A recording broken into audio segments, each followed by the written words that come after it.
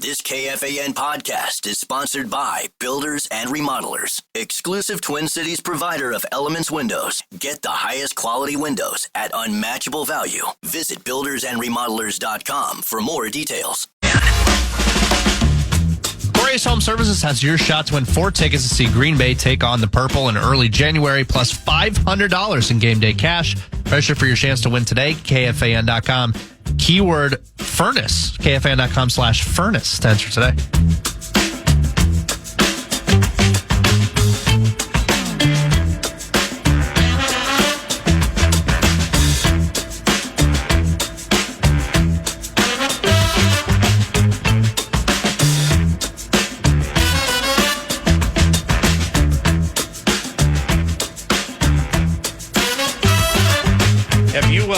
Have you been able to glean anything about NBA-wide stuff as we execute our what's going on, Curls? Our League Freak draft. It's kind of one of those slow-rolling snake bits. Oh, yeah. We're about 3 picks into it each team. 26-year fantasy basketball league. League Freak is life. It's the one Nordo and I care most about during the course of the year. Neither one of us play many fantasy football leagues. I was in 2, got chopped in 1. Now I'm in 1. I know you're happy for me. And nevertheless, this is it for us. So, one thing that's been interesting to me, researching players, has been learning about the other teams in quick fire fashion. I mean, there are a lot of things that take place in the offseason that we know and, maybe quick twitch can remember, like Kevin Durant traded to Houston. All right, well, who went to Phoenix? Jalen Green was the centerpiece. Yep. Desmond Bane goes from Memphis to Orlando. Well, what did Memphis get back? What's the situation with Kawhi Leonard? Veterans like LeBron James, Jason Tatum, and Tyrese Halliburton, both out for the year. There's just a lot going on in the NBA right now, and good morning. No, good morning. And, well, I've learned that the secret's out on Amen Thompson, which hurts Khan from a fantasy standpoint. But just kind of things I'm trying to dig into is how quickly that Cooper Flagg is going to be up to speed and what that means for the Mavs. You're thinking about healthy De'Aaron Fox with San Antonio, but they got the highly touted rookie next to him, Wemby, and just the superstar unicorn that Wembanyama is, and the ability for him to continue ascending, what that means. The Western Conference continues to be muddy. It continues to be weird. And you talk about, whether it's Jason Tatum being out for the Celtics, what's the health situation? It feels like this is just in perpetuity. The conversation around the health of Joel Embiid and just kind of how those things frame up. So from an LFL standpoint, getting sniped on Amen Thompson, not happy about it. Cat that just got a fat paycheck in Chicago, Josh Giddey, got sniped on him. Mm-hmm. I got a big plan for this next one, waiting for the pick to come through. But following our favorite team, of course, I picked 6. I had to go Anthony Edwards, so I'm riding that vibe all season long. And just pumped for our favorite hoops team, maybe to go to a 3rd consecutive Western Conference Final Series. Well, you got the head coach's attention when you were talking about Anthony Edwards. And he's ready for it. All those nice players. He gets it. It's Kevin O'Connell, X's and O's, each and every week from Twin Cities Orthopedics Performance Center. And the head coach of the Minnesota Vikings joins us now. We would call them covenant claps. Just a couple of these right here for Nordo.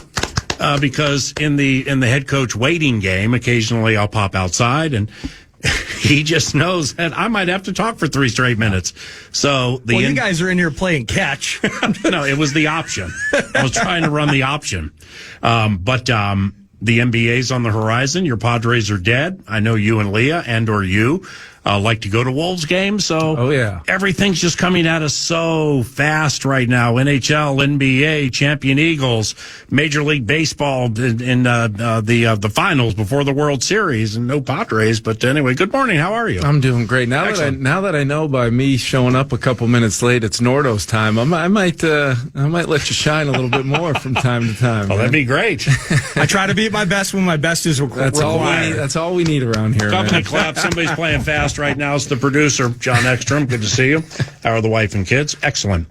Talkback Tuesday, and the talkback that we have chosen today is a perfect way to start festivities, and here it is. Hey, Coach. Mike from South St. Paul here. Thanks for having me. Just wondering, what does an NFL head coach of your ilk do on a bye week for some old rest and relaxation, the old R&R? What do you do, KOC? Thanks, I'll hang up and listen. Well, Mike, that is a great question. And you're so relaxed right now. It is that's because I'm about to tell you why. So, the beauty of the bye week is our players get rest and recovery. I get quite a bit of time to still come into a quiet building and get quite a bit of work done with myself and some of the coaches. I like to get those guys out of here as well. But I did. Let's see, last week I did 3 or 4 days of school drop off in the morning, which I was not prepared for. Either the stress, the decision making, the timing, the rhythm. There's a lot of things that coincide with, my day job here. But I did that, and then I did pickup a few times, and you're not necessarily rewarded for being early for school pickup when you've been beaten out by 30 or so cars to get in line, as they like to say. So, yeah. And then, we had some great weather. I got to take my son golfing one day. And then we had a lot of sports to get to. So I was driving around all weekend doing that and stressed out watching flag football and girls volleyball and all of those things. But it was fantastic. The thing that, you always have in the back of your mind throughout every season is just the idea of the time we are away from our families and the sacrifice our families make. And I love being a dad more than anything, and being a good husband and all those things. You just don't always get to be totally present to do that. Yep.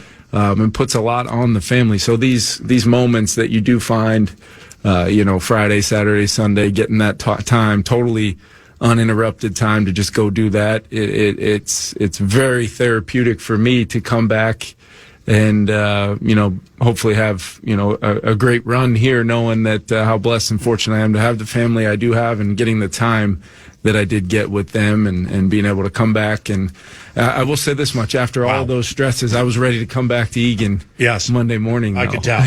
They were ready for me to go too. So yeah, it's whether that final Friday press conference you had at Hanbury Manor, into the Browns game, whether you knew about the Addison stuff at that stage or not, it's, you and I do this weekly. We record the pregame interviews, sometimes in hotel rooms or field houses.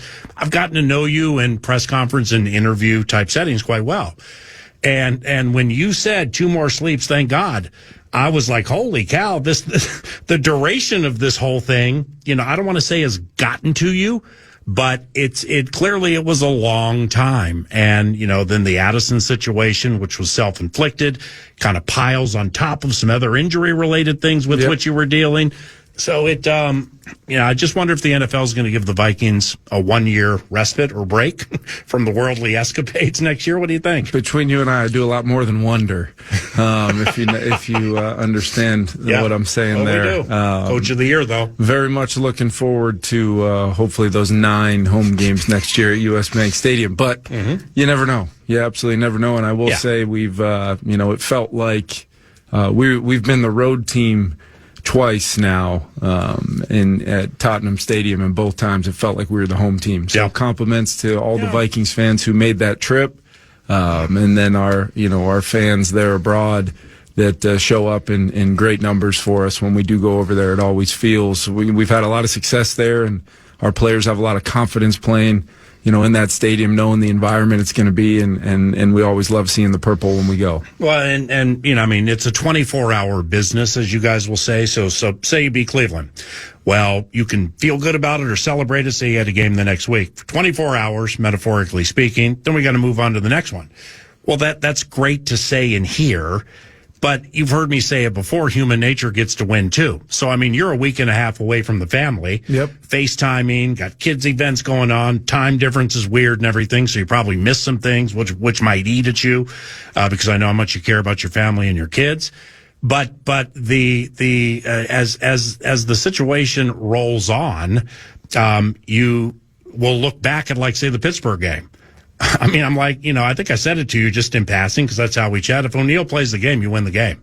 And that's no disrespect to the replacement. It's just so much change has taken place during these games. So the ones you have lost, the Falcons game was antithetical to really anything offensively that you've done here in 3 years and change. And then the Steelers game, out of nowhere, the sucker comes down to the wire. Yeah. So do you let those eat at you a little bit, or are you able? Is it easy to move on? I think because when you're away from home, it can be worse. That's the point. Yeah, and I think the biggest thing with really both those games is it's been the in-game level of trying to figure it out and find enough plays to try to give ourselves a chance to win. You lose Brian in the Steeler game.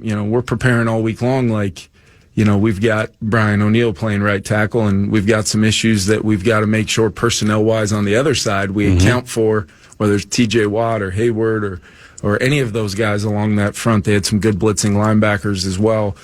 So a lot of the time leading into the game, where we spend so much time planning and trying to articulate to our players how we're going to need to play, a lot of those things get thrown out the window. And when we lost 2 linemen against Atlanta in that game, it's almost easier sometimes when you have a situation like we had playing Cleveland, where, yes, maybe the best defensive front, if not defense, in the whole NFL, but we had the benefit of knowing our circumstances going into the game, because it's not like you can have these 200 plays if you stay healthy and these 150 plays if you don't. It's not really how it works, especially with the moving parts of some new players and some younger players at certain critical positions and things like that. But all of that being said, nobody's going to feel sorry for us. We still get the same 60 minutes that everybody gets to try to figure it out. And I thought we came pretty darn close to doing something really unique and special considering the circumstances in Dublin. But guess what? That clock ran out. We had less points than our opponent, so you can throw all that out the window too, and it still eats away at you. I've shared with you before the joy of victories compared to the misery of losses, and that's just the way that my chair is with my role here with this team. Is it's always going to be more when it's not that celebratory time for all of our players. I put it on myself as much as anybody to try to lead from a place of overcoming my own adversity to, make sure I portray the vision for our team and our organization that you need to do through times like that. And I thought us winning that game against Cleveland was a great example of a lot of people, not at their home circumstances, not sleeping in their own bed, not eating the food that they like to eat, and just finding a way to count the sleeps, make the sleeps matter when you could, and ultimately have good preparation days and go find a way to win a game, which we did. And all of that seems like it was 6 months ago now, and now we move on to a heck of a challenge this week. Closed circuit to the Vikings Entertainment Network. We need a solo shot for a minute on yours truly. Regrettably for those watching at Vikings.com. Okay, we're settled. We can go back to the 2. Kevin O'Connell, X's and O's each and every week, 9 to noon.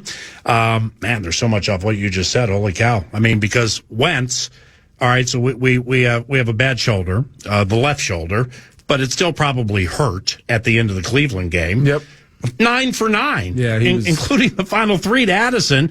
So, I'm calling the game, and I'm thinking to myself, all right, well, what's going to happen here if Jordan wins it? So I said, touchdown Vikings, Jordan Addison, he's the man of the match. Give it a little England flair. Yep. Almost said went from the outhouse to the penthouse, because that's kind of what happened in that. But Wentz, 9 for 9 with that wounded wing. That's crazy. Yeah, he did a phenomenal job of really putting the ball in play, throwing a bunch of completions. We had some great yards after catch, during the different unique plays that came up in that drive. We tried to have a plan for Myles Garrett and some of the pressure looks that we were getting. There was a lot of football going on in a short amount of time that, our guys executed, and we had some guys make some big time plays, and Carson, just making it come to life from a standpoint of the power of completions. I've talked to you about this before. We talked to our team about it a lot. Every completion will have a negative impact on the other side as long as we continue to just not force the ball and try to find those completions with some, we call them runner's balls, where you've got a chance to do something with it after the catch. And I thought Hawkinson had some big catch and runs on some underneath catches on that drive. We had some big third down conversions. And then once you get a defense like that that's used to kind of dictating the terms, you get them on their heels for the tail end of that drive. We're not really thinking field goal anymore. We're thinking of trying to put the ball in the end zone. Through 5, 14 offensive line combinations, 2 quarterbacks, no showtime for a fair amount of it. Aaron Jones, no Gink or Cashman for several of them, and a winning record. Up into the bye. Now you got the final 12. What has held this group together through everything we just mentioned? Yeah, I think it's like dealing with adversity is things that you build your culture for. It's not to have really fun post games when you win and everything's going your way. It's to handle the moments that require the type of emotional and physical and all the commitment that goes into it. And Nordo just said it, being at your best when it's required. The saying is not being at your best when it's easiest to be at your best. Those are what teams that tend to be a little bit more front-running do in this league. And there's examples of teams that overcome adversity time and time again, and they do it with what has been built long before you ever get in those moments. And I know for fans out there, they probably scratch their head and what the heck is he talking about? But I can promise you it's a real thing. And you know, winning in the NFL can be very difficult. Even when you're totally 100% healthy, a lot of things you have to go out and do well to win football games. And when you're not, that doesn't mean you get any kind of excuse to, you know, you can mention all those names and O-line combinations and you can mention it all. But to me, the only thing that matters is we're 3-2. And what did we do in those 2 games to not find success, regardless of the injuries? What things can we coach better? What things can I do to lead our team better? And how does this team need to play week in and week out against the opponents we're going to play against? That can change sometimes. You might have to play different styles of games to find yourself in the win column again and again and again. And that's what we've made it a habit of trying to do around here. And habits can be a powerful thing when you do it the right way. And I'm so excited to go to work with this team. And as we get these guys back, and you know, we've have the ability to continue to forge ahead and get stronger and stronger and stronger throughout the season, which has always been the goal, PA, is to be playing our best football in the latter half of the season. But that doesn't mean you can allow the games to slip away from you early on in the season, because then the end of the season won't matter. So we've got to continue to literally attack every single opportunity, whether it's tomorrow's practice, the game on Sunday, a short week next week. It's all opportunity to me for us all to go figure it out together and go win games. What with J.J. McCarthy, what are you hoping to do this week? Yeah, it really started last week because we were able to get some really good work in. I felt like it was my a time for JJ, myself, Josh, McCann. We went out there and just really, you know, breaking a lot of things down to core principles of playing the position, and then repping things and drilling things and figuring out where he was still, what was causing him to maybe still feel that ankle, you know, more oftentimes than other things that he was doing. And we were able to kind of really try to use that as part rehab, part you know, getting that football acclimation back going. Because it's been, I said this yesterday, and I think I caught people by surprise a little bit, but he's practiced one time since he played the Bears on Monday night, which feels like it was seasons ago at this point. And bunch of sleeps. So there's just a lot of time on task of the muscle memory of our offense and playing the position that we're trying to make up for that time lost. And he'll get a great opportunity this week to, you know, get back into the team reps and start, you know, getting himself to a place where we know he's going to go out and play well. It's not just getting him back and throwing him back out there as much as it is getting him to a place. And that could be, PA, that could be this week. That could be something where a lot of things go in a direction where it leads that way. I'm not trying to, there's no, you know, mystery here, cloak and dagger, subterfuge. Like, it's really not that. I hope people understand it's a little bit more real than that. It's a little bit more, you know, me trying to do what's best for our team, but also this player is very important and important to me, and I feel obligated to make sure I always am doing the things to help him stay on the path to where we think he's going as a player and why we brought him here. You know, it's in all your years coaching here, you know, I don't think like say right now you have an inclination, maybe the complete answer as to who your quarterback's going to be Sunday at noon. And then you practice. Well, I don't, you know, recall you like knowing exactly who it's going to be and then not sharing all the way up to the game. And you have no obligation to share, obviously. Talk to Fangio or the Eagles, they'll probably be, okay, well, I've heard you said, we prep for scheme and then work off that. Yeah. Okay. But, nevertheless, I mean, is there a chance you don't share who your quarterback's going to be with the public before the game Sunday? No, I don't think so. Just because, look, we got out on the practice field yesterday and it was, a lighter workload compared to what it'll be tomorrow when we put the pads on and have a full session, working game plan plays on, against the Philadelphia Eagles and our defense working against the looks from their offense. And then we'll have Thursday and Friday. You're talking a significant amount of time as we prepare our team, but also, work through, allowing these guys to get the reps that they need, both JJ and Carson, to get them both ready from a standpoint of also understanding they're both still not 100% healthy and they're both working through their individual things. And that's part of the NFL season as well. This is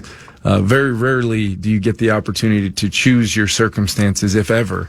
Outside of the first game of the season, and even then, depending on how your training camp goes, you're not choosing much. Right. So look, I'm excited for this week for a lot of reasons. I think we've identified some ways as a team, offense, defense, and in the kicking game, we can improve, and laid some of those things out for the players yesterday, and the coaches follow that up in their meeting rooms. And then we just systematically attack it this week and go try to get a win against a really good team. Javon Hargrave gets doubled a lot, doesn't he? Well, I think he is such a force from a standpoint if he does get those individual rushes, even on those early downs, those, I'm defending the run, but then it's a play action pass or drop back pass and I can transition and go sack the quarterback. They need to have two bodies on him then. But in the run game, a lot of core principles of these good run games that we've played, they're trying to get two bodies on them and move the line of scrimmage. And that's where we've got to be a little bit more connected as a group of 11 to, get back to what we do really well, which is a year ago we stopped the run, we got people in long yardage situations, and then the turnovers started, whether it was Grenard getting to the quarterback, whether it was, one of our guys getting their hands on a ball and intercepting it and changing the game. We've got to give ourselves more opportunities to turn the football over as a defense, against who we're playing by generating more ops where the scales are tipping in our favor and allowing Flo and his group to call the game in a way where we can be the aggressor, and not so much playing a lot of manageable downs for the other side. And that's one of the things we got to try to do. But I mean, to a certain extent, discretion has to be the better part of valor too at times. In other words, if you're down Van Ginkel and Cashman, arguably two of your three, maybe four best run stoppers, period. They both blitz very well. The assumption from afar, I'm not an elite football mind, you are, but if those two are out, well, we're probably going to double 58. Probably take care of 97. Figure start there. So when I say discretion has to be the better part of valor, you're like, well, we want to do it the way Flo wants it done. But if you get overly aggressive with backups, I would guess, who have now played 70, 110, 150 snaps, you get a little vulnerable, right? Yeah, you're just exposing yourself to, matchup problems and some things where the strength of your opponent can then, take precedent over even what, all 11 of your guys are trying to do as a team defensive group. One of the things we've done really well here is tackle as well, PA, and I think there's been some missed tackles and there's been some opportunities to get a guy on the ground for a gain of 3 or 4 and force that 3rd and 6. Instead, it's 7 or 8 and it's 3rd and 2, and then the whole playbook at that point is open and you're not dealing with as much stress of having to play against Flo's defense as you possibly could be in some of those longer yardage situations. So it's a combination of a lot of things, but certainly getting Cash back and Van Ginkel working his way back in there as well, hopefully, will give us, just continued examples of the intent of what we put our roster together to feel like this year.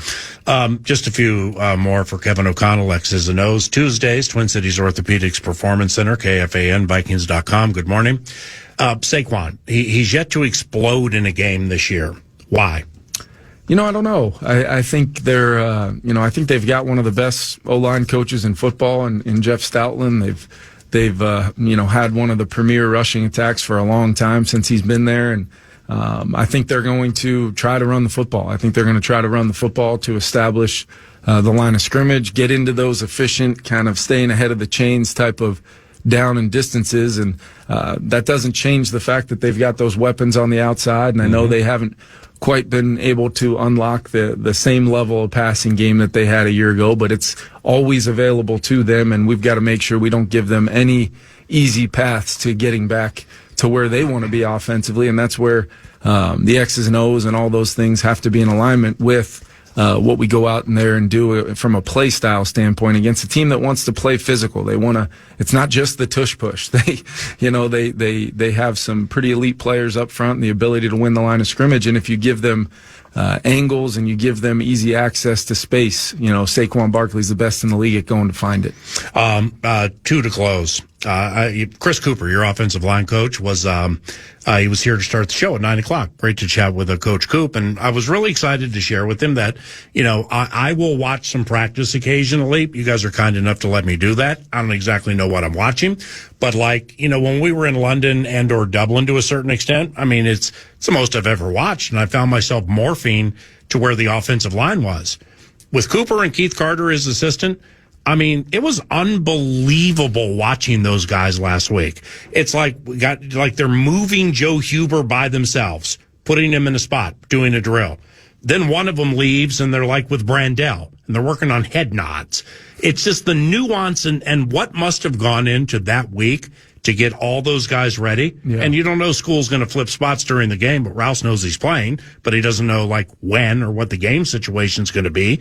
To watch those guys work individually with it was a work of art. It was fantastic, man. Yeah, and you see that across our entire team. The beauty of the game of football is it does take, people hear me say it a lot, all 11 guys doing their job, but within each one of those jobs there is a massive level of detail, fundamentals, techniques, understanding how footwork and hand placement and your aiming points, and it really is along the line of scrimmage. It's like you're watching basically 5 to 6 separate UFC fights going on at one time, where everything's tactical and everything's is a leverage thing, and we've tried to build that O-line group, not only just the starters but the depth players as well as guys that are powerful and guys that are strong and can handle themselves, not only working in combination but a one-on-one as well. And that's how you're able to get through a situation like that, is guys rising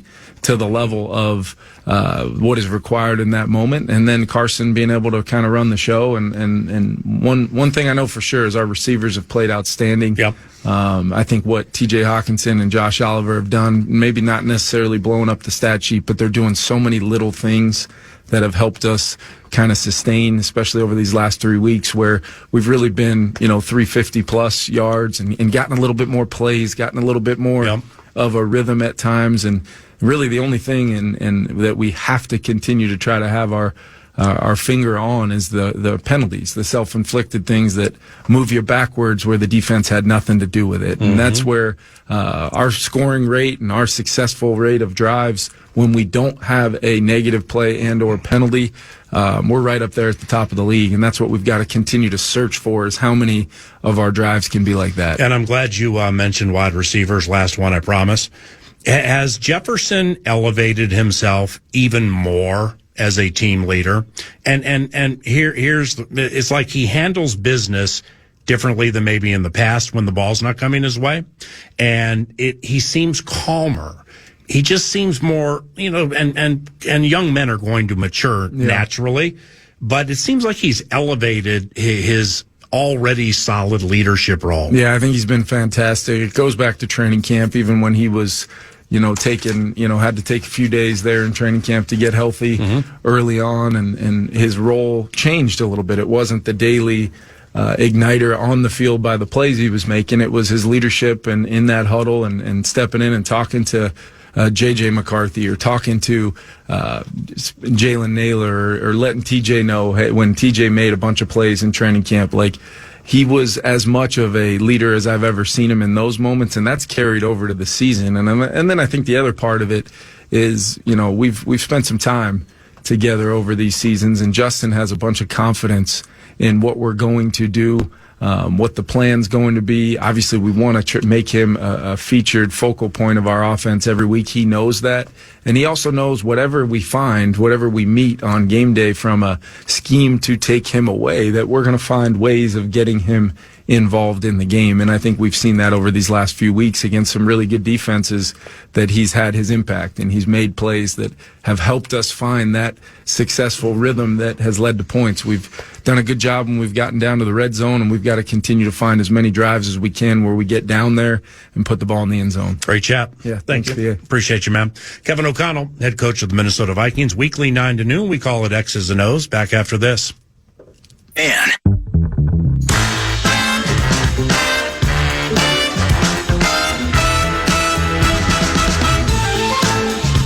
all right, we have learned about the Minnesota Moving Company, or the Moving Parts Company, about 2.5 hours ago from Chris Cooper, offensive line coach. We learned about offense, chatted a little defense, but mostly about the offense and ancillary topics with head coach Kevin O'Connell. What about the Vikings defense against Saquon Barkley, A.J. Brown, Devontae Smith, Dallas Goedert, and Jalen Hurts? Let's see what B-Flow has up his sleeve. That player up again, if that's the case. But oftentimes, they're just going to, they're going to stay on the one guy, and then which means somebody else has got to make a play. So over the years, how have you thought playing with a lead versus not playing with a lead affects either the way defenses are called, or your defenses are called, or the way players play, their mindsets in situations where they might be in a lead, or in other situations where they're not, they're trailing? Yeah, I mean, there's certainly ebbs and flows in every, football game. I think it's certainly a momentum game. Emotions are up and down based on, winning, losing, good play, bad play.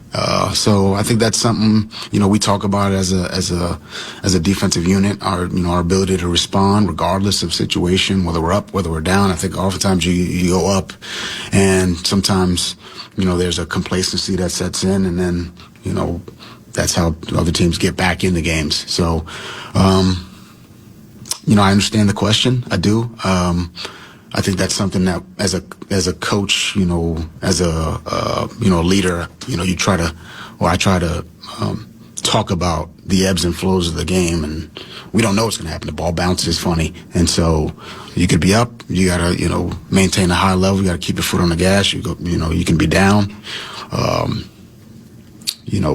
think you got to stay even. And I think we try to do that as a coaching staff. And lead by example that way, so that our players kind of respond correctly, whether we're winning or losing. How about schematically? Do you find that either you or you've observed other people calling defenses differently when you're ahead versus when you're trailing? I think ultimately, I always want to try to be aggressive. Whether, regardless of the situation, but, you're trying to limit points, you're trying to, win field position, you're trying to, do everything we can to, get the ball back to the offense. I can't say that it changes based on, ebbs and flows of a game. But we're always trying to be aggressive. We're always trying to, get it back to the offense in good field position. If we could obviously turn them over, we're trying to do that. But I don't know. That's kind of where I fall in that. How do the better teams overcome these momentum swings? I mean, obviously you see teams race out to a 4-0 start, and they lose 2 in a row. And the better teams, over the times you've been involved with better teams, how do they overcome just these momentum swings? I think it really boils down to relationships. I think the best teams that I've been a part of have had, great relationships within the team. And those relationships allow them to overcome the adversity that's going to hit, within the football season. It's like we know it's going to happen. It's not going to always be, 30-0 like that. That's just not this league. It's hard. There's adversity. there's frustration, there's stress, there's anxiety. All those things occur in the National Football League, and really in life. And so you lean on the people, to your left and your right, your teammates, the guys in the locker room, in our meeting room. I know we talk about that quite a bit. And so, the ebbs and flows of a season, of a game, I think you get through those with, the people around you. Let's get a dub against Philadelphia so it can be 2 in a row, 4B flow, 2 in a row, 4B flow, 2 in a row, 4B flow. I owe you an apology. I apologize for making you put down 5 years of Joel Embiid game logs. Yes. To have to pull B-Flow's audio out and turn your microphone on for the 2 in a row, 4B flow, 2 in a row, 4B flow.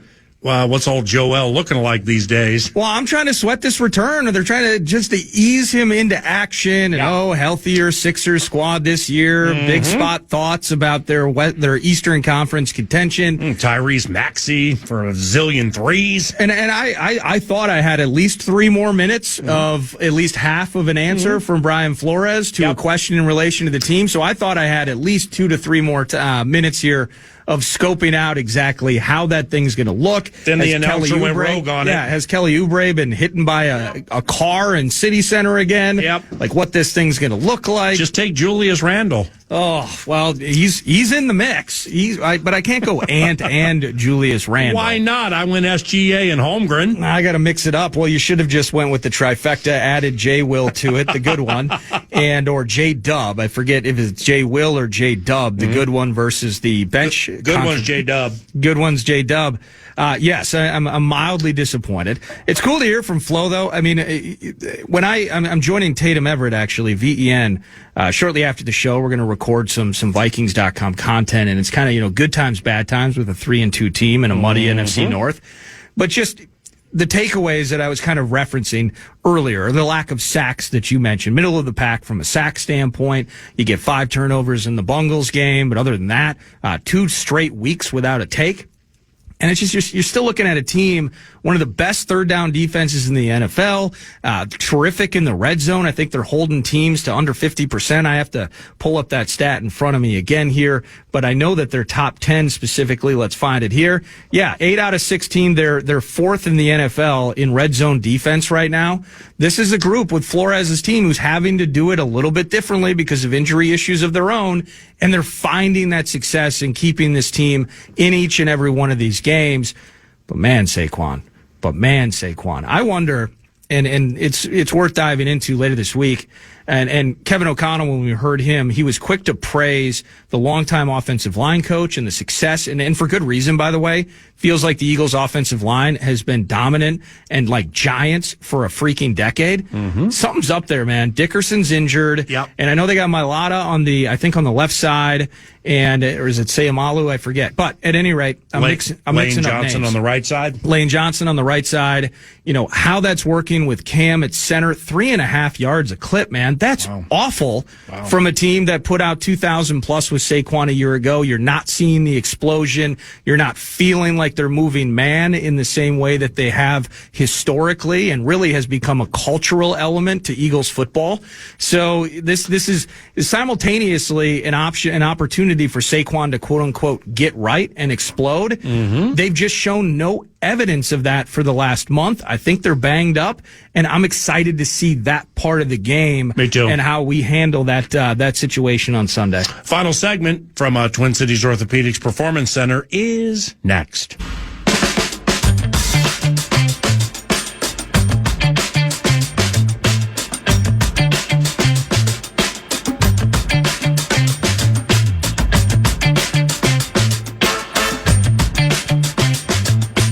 The Friday football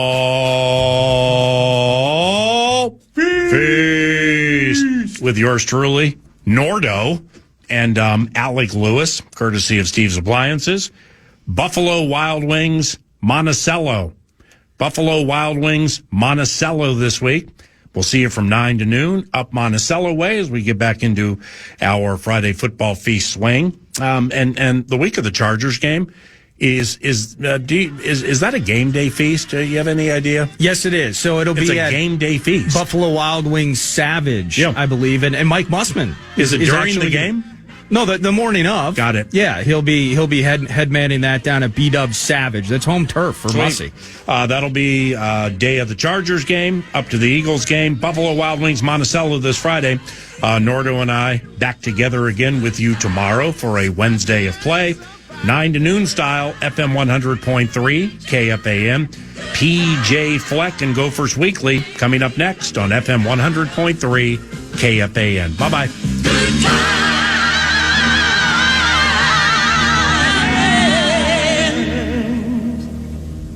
Podcast today's Paul Allen Show, or listen back to previous show and interviews by going to the iHeartRadio app or KFAN.com.